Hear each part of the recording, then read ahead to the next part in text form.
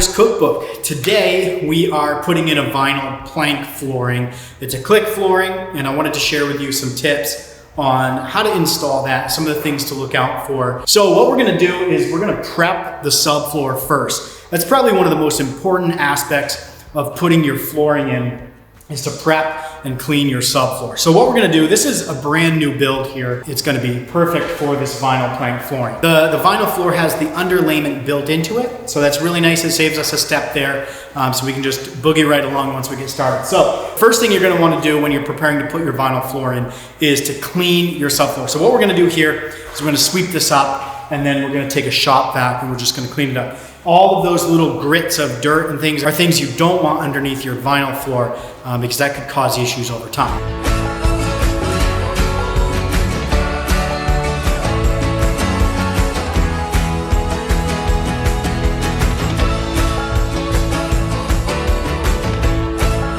All right, just finished sweeping up the floor. We loaded in the vinyl planks. They're sitting over there. According to the manufacturer, you don't have to acclimate these at all.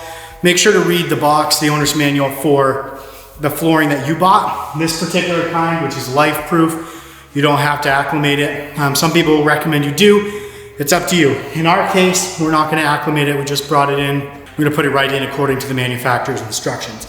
So check the spec sheet, make sure that the flooring you're putting in, you're following their recommendations for the acclimation process. So now that we've swept, scraped all of the paint and the joint compound, little bubbles that end up getting stuck on the subfloor, you're gonna hit it with a shop vac, get the last bit of dust and anything that the broom missed, because shop brooms don't catch everything. So we're gonna go do that, and then we'll start to lay out the floor. In our case, we have a pretty simple room. It's basically a rectangle, and we don't have the trim in yet, so we don't have to undercut any of the trim around the doors or any of the baseboard. None of that's on yet. Because this is a new build, it makes the process a lot easier. If you're doing a remodel, you're gonna have to take your baseboard off. You're gonna have to undercut your door trim or take it off and cut it, put it back after you've put the floor in. In our case, we do have a doorway right over here that we're gonna have to cut around. But because we're starting, we're gonna run it the long way here, and we're gonna work from this full wall back towards this door opening. We'll be taking care of that at the very end.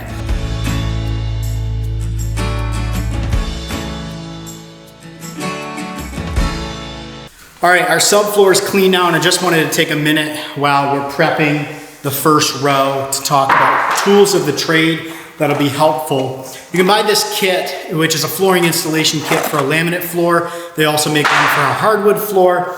It comes with spacers and a couple of tools that are really handy.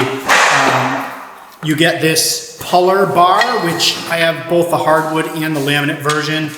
And then these blocks which have grooves, and you'll see there, so it sits and doesn't ruin the groove of your laminate when you're putting that down. So those are things that you don't have to have. You can make do without them, but it is handy to have. And I've got a hammer. I'm gonna use this with the block. Never hammer the laminate or the vinyl flooring directly with a hammer. Use a mallet or a rubber-headed hammer to do that, or use a plastic block like this. Otherwise, you're gonna ruin your floor. You don't wanna do that. What we're gonna do is we measured from this wall to this wall, and we made sure that when we have the flooring laid out, when we put that in, we're not gonna end up with a really skinny piece over on this wall.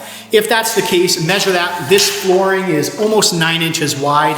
If you're going to run into that, so look at the specs, measure, divide it by the width of the flooring. And if it turns out that you only have like 1.5 inch piece, or I would say less than 3 inches on this wall, then cut your first starter row back a little bit. Maybe take a couple inches off of that so you have a couple inches more when you're ending out on your final row. In our case, we have a little more than 3 inches on our final strip.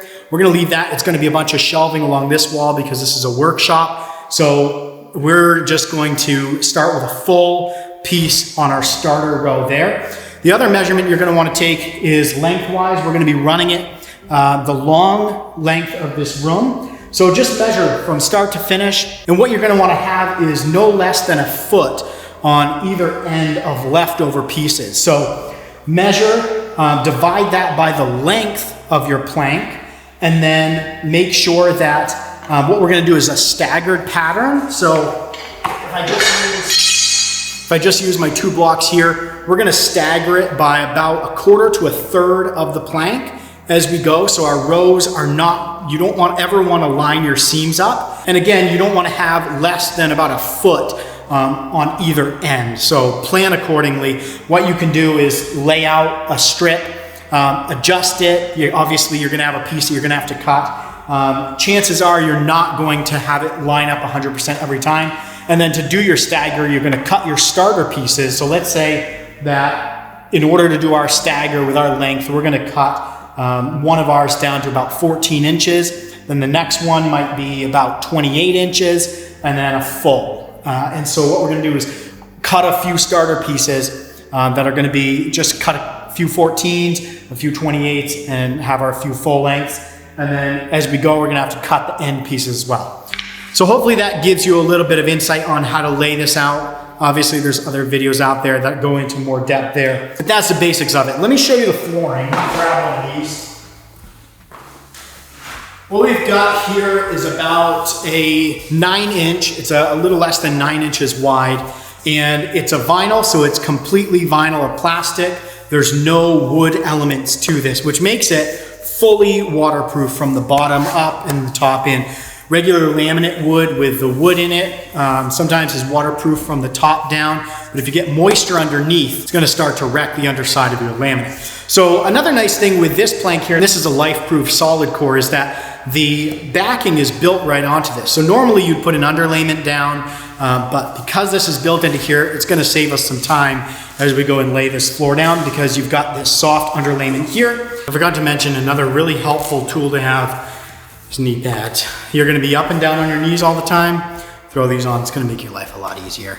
So there's 2 ways that you can cut this. Well, more than 2 ways. You can score with a utility knife, snap it, but because the underlayment's on there, you're going to have to cut the bottom as well. Or you can just use a miter saw, jigsaw, some other saw to cut this. So I'm going to bring you down here and show you how we click these in. So what we're going to do, I'm going to set this right here.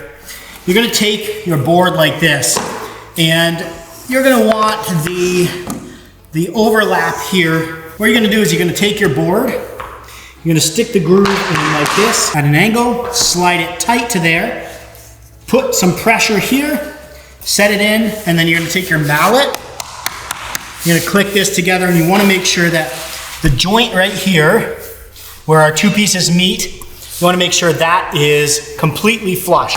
So take your rubber-headed hammer, hammer that down in there so that's flush. And then we're going to take and we're going to tap with our block, tap in here and make sure there's no gap right here. We want to have a complete tight seam right here. As you can see, this is tight, and this right here, all tight and flush. That's the start of our floor. We're going to keep laying.